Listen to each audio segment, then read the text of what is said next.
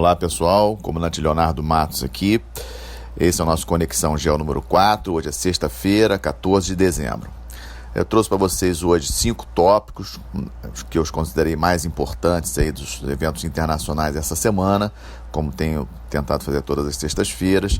E o primeiro tópico é sobre ainda aquele caso que comentei no nosso último podcast, da prisão da cidadã chinesa, da Meng Wanzhou, alta empresária da empresa de tecnologia Huawei, que é a maior fabricante mundial de celulares e a filha mais velha do fundador da empresa, um bilionário chinês. Ela foi presa no Canadá a pedido dos Estados Unidos no dia 1º de dezembro. Vocês lembram que estava ocorrendo aquela reunião do G20 na Argentina e no sábado, dia 1º de dezembro, ela foi presa no Canadá a pedido dos Estados Unidos com suspeita de que a empresa estava envolvida, não estava cumprindo com o embargo econômico que os Estados Unidos está impondo ao Irã.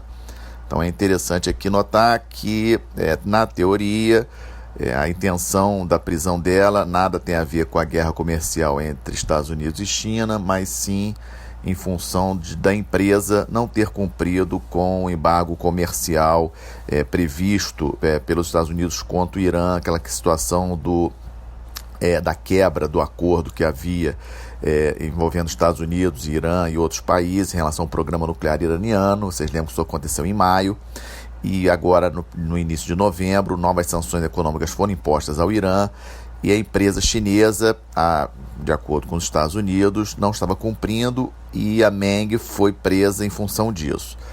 O interessante aí de desdobramento dessa semana é que 2 cidadãos canadenses foram presos na China, acusados de estarem atuando em território chinês contra os interesses do governo da China.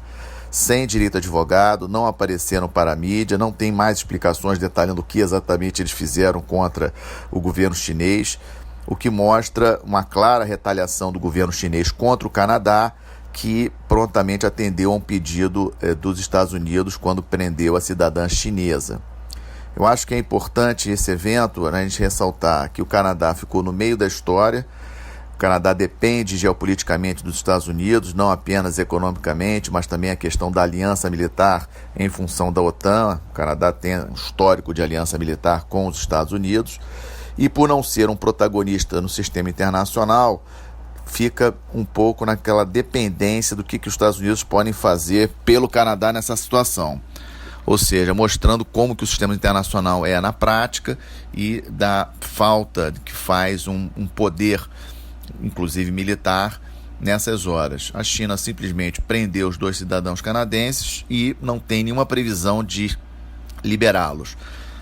Hoje vai ocorrer em Washington uma reunião envolvendo o secretário de Defesa dos Estados Unidos, o secretário de Estado dos Estados Unidos, junto com seus parceiros canadenses, secretário de Defesa e secretário de Estado canadense, para discutir essa questão. O que me chama a atenção, e vamos ficar atentos a isso, é por que os secretários de Defesa estão envolvidos num evento que, teoricamente, tem mais a ver com relações exteriores e a parte de justiça, efetivamente, né? O que mostra que tem efetivamente mais coisa por trás dessa prisão da Meng Wanzhou, cidadã chinesa, no Canadá. Vamos aguardar, mas é mais um capítulo nessa queda de braço entre China e Estados Unidos, bastante interessante. O segundo tópico no último sábado, tivemos o 4º final de semana seguido com protestos muito violentos na França. Temos acompanhado nesses nossos últimos podcasts essa situação. Vamos lembrar que o presidente Macron voltou da reunião do G20 para Paris em função desse problema e que agora o desdobramento, além dos protestos terem ocorrido nesse último final de semana pela 4ª vez, nessa segunda-feira o presidente Macron foi à televisão, fez um pronunciamento, admitindo culpa na sua reação um pouco tardia com relação aos protestos, e confirmou não apenas o cancelamento daquela taxa que ia ser cobrada a partir de 1º de janeiro em relação aos combustíveis, como também concedeu aumento do salário mínimo e outras benesses para a sociedade francesa. Em uma pesquisa de opinião feita na terça-feira, apenas 40% dos franceses estão satisfeitos com as medidas que o Macron anunciou na segunda-feira, e há uma previsão de que amanhã, nesse sábado, os protestos voltem a ocorrer não apenas em Paris, como por toda a França. Um outro fato que aconteceu também essa semana na França foi um ataque, a princípio, de um lobo solitário, de um louco extremista, na cidade de Estrasburgo, que assassinou na terça-feira 3 civis e feriu outros 9. Ontem, quinta-feira, as autoridades francesas, depois de uma caçada intensa e de ter tocado estado de emergência na França, com uma mobilização muito grande do exército, da gendarmerie francesa, para caçar esse assassino, ele foi encontrado também em Estrasburgo e, no embate com os policiais, acabou sendo morto. Não temos ainda detalhes se existem outros envolvidos no evento. A princípio parece ser uma ação de um lobo solitário, que chamam de um elemento sozinho, não de uma organização terrorista por trás. Mas o interessante aqui também é que na terça-feira mesmo, quando aconteceu esses assassinatos, esses ataques em Estrasburgo, a mídia social, internet, Facebook, em vários canais de mídia, lançaram uma história de que esses assassinatos e esse ataque tinha sido uma distração desse grande protesto dos coletes amarelos que está ocorrendo na França nesse mês de dezembro. Ou seja, que o governo francês poderia estar por trás desse ataque para distrair a atenção da população francesa com relação aos protestos que vêm ocorrendo nos finais de semana dos coletes amarelos. Outra informação também essa semana saiu em vários jornais, uma certa comprovação, parece que vazou do serviço de inteligência francês, de que ficou comprovado que vários endereços de computadores, vários IPs, addresses russos foram associados a mensagens de incentivo aos protestos dos coletes amarelos, o que nos remete ao meu comentário na última sexta-feira, mostrando aquela questão importante de nós discutirmos de a quem interessa esses protestos, a quem interessa uma França dividida, uma França enfraquecida. Em outro artigo que saiu essa semana na Bloomberg, uma analista da Bloomberg chegou a comentar até que o Macron talvez seja o cara certo para o momento errado na França. Ou seja, nós estamos vivendo um mundo, atualmente, um momento de nacionalismo, de movimentos nacionalistas fortes, e a França está mostrando que também tem o seu movimento nacionalista forte. Os agricultores do interior da França têm muito peso e reclamaram muito dessa questão da cobrança desse imposto que ocorreria a partir de 1º de janeiro, que afetaria bastante, principalmente os franceses do interior, não os da capital, Paris, embora seja um imposto bastante razoável para um país que diz se preocupar tanto com as questões ambientais, pois era para fomentar um fundo de meio ambiente, um fundo ligado a energias limpas. Então vemos que a situação na França é uma situação muito tensa, uma situação que ainda não está resolvida e que vai ter que ser acompanhada com muito cuidado por todos nas próximas semanas, já que a França estava se constituindo no grande líder da Europa, no grande líder global, com essa postura do presidente Trump, do America First, do Reino Unido enfraquecido. Então Macron surgia como grande líder mundial e nesse mês de dezembro está sofrendo um revés muito forte e vamos ter que acompanhar até onde vai essa situação na França. Outro país que também está passando por momentos bastante complicados, temos acompanhado isso aqui no nos nossos podcasts do Conexão Gel, é o Reino Unido.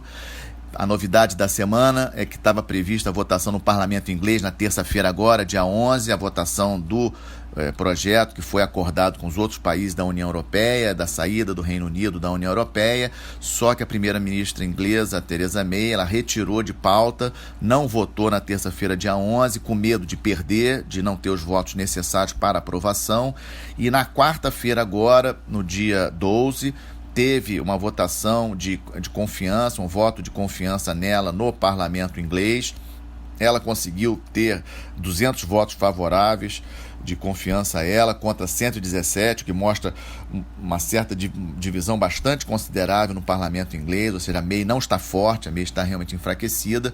E ontem, quinta-feira, ela viajou para Bruxelas para se reunir novamente com os líderes da União Europeia e tentar novas negociações. O que acontece é que vários líderes da União Europeia já falaram ontem, em depoimentos para a imprensa, de que o acordo que foi acertado não será mudado. O máximo que pode haver é um detalhamento desse acordo, algum pequeno ajuste de interpretação do acordo, mas que o acordo em si não será alterado. A May está hoje ainda em Bruxelas, negociando com os membros da União Europeia, e vamos ter que continuar acompanhando o que pode vir a acontecer. Ela também declarou, depois da votação no parlamento quarta-feira, que lhe deu um voto de confiança, de que não prosseguirá na liderança do Partido Conservador, ou seja, não prosseguirá como primeiro-ministra até as eleições de 2022. Não existe ainda uma data para a saída da Theresa May, ela não disse exatamente quando sairá, mas as especulações indicam que após o 29 de março, quando a separação do Reino Unido da União Europeia ela terá que ocorrer forçosamente, então a saída da Theresa May já é considerada certa, não se sabe ainda a data. Mas a questão da negociação em relação a como será essa saída ainda está pendente. Um dos pontos mais importantes que estão em discussão é a questão da fronteira física entre Irlanda do Norte e Irlanda, lembrando que a Irlanda faz parte da União Europeia e a Irlanda do Norte faz parte do Reino Unido. Então essa é uma das questões que estão pendentes e vamos aguardar aí se hoje a presença da May lá em Bruxelas, se temos alguma novidade. Saindo da Europa e vindo aqui para a nossa América do Sul, a novidade da semana, e saiu em vários sites, foi o pouso de 4 aviões russos na Venezuela, sendo que 2 bombardeiros estratégicos, ou seja, aviões que têm a capacidade de levar armamento nuclear russos. Mobilizou a mídia, mobilizou um protesto formal do secretário de Estado americano, Mike Pompeo.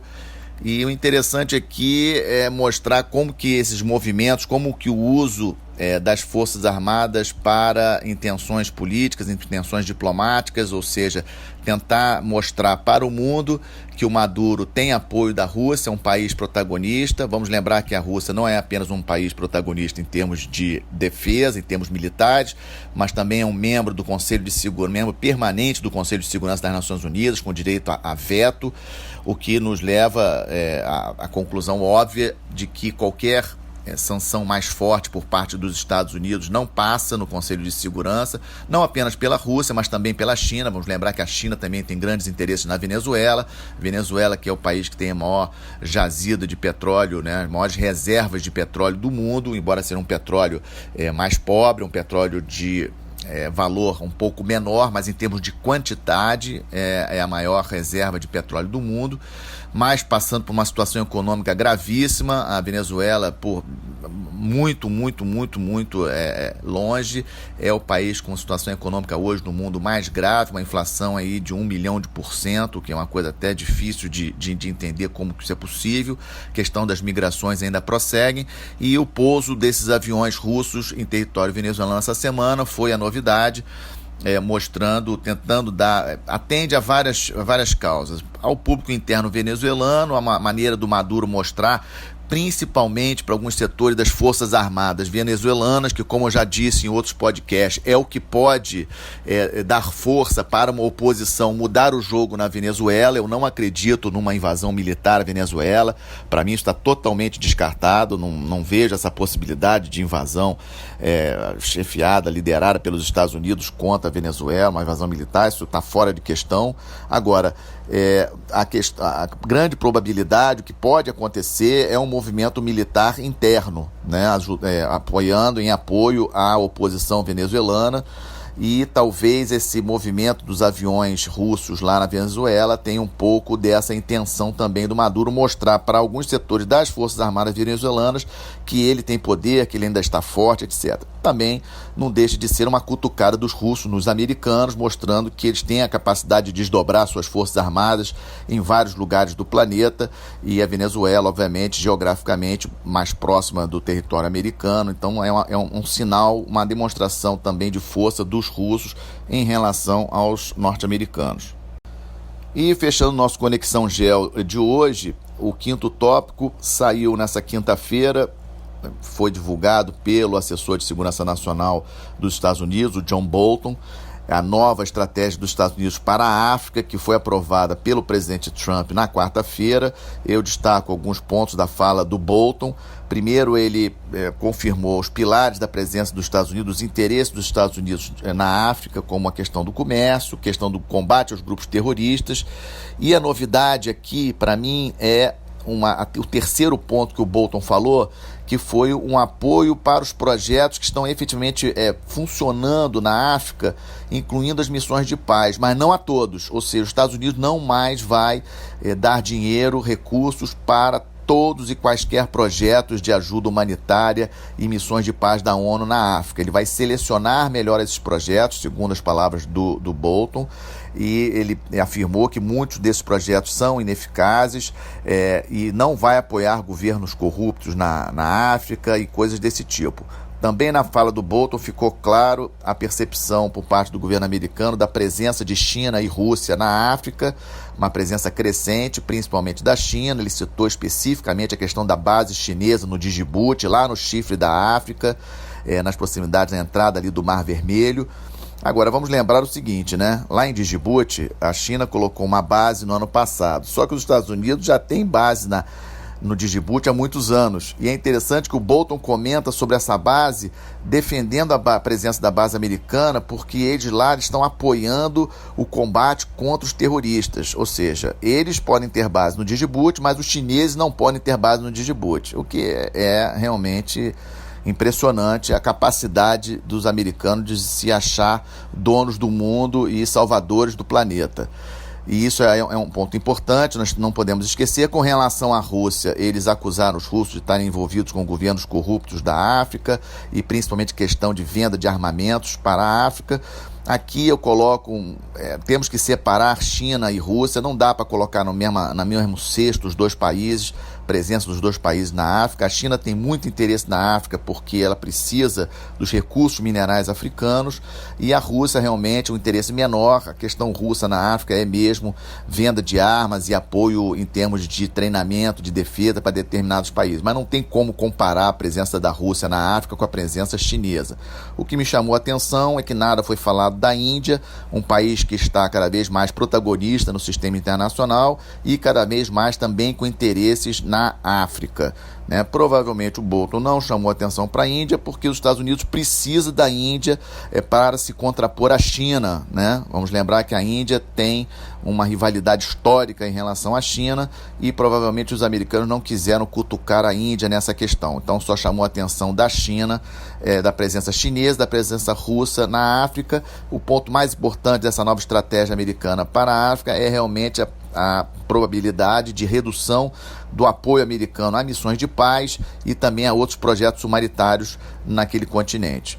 Para finalizar, considero importante mencionar que nessa sexta-feira, dia 14 de dezembro, está sendo lançado o submarino Riachuelo, Marinha do Brasil, lá em Itaguaí. Primeiro de 4 submarinos convencionais, ou seja, propulsão a diesel, ainda não é o submarino de propulsão nuclear, como escutei em algumas mídias aqui brasileiras erradamente. É um submarino que vem da classe Scorpene, modificada, uma parceria entre Brasil e França. Os outros 3 submarinos também serão construídos lá, já estão, na verdade, sendo construídos, com previsão de entrega nos próximos anos.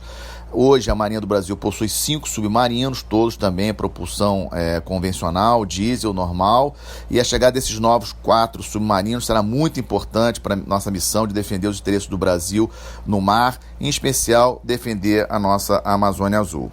Bom, é isso. Obrigado pela atenção de vocês ao final do nosso Conexão Geo 4. Lembrando a todos que estamos não apenas aqui no YouTube, mas também com página no Facebook e no Twitter. Bom final de semana e até a próxima sexta-feira.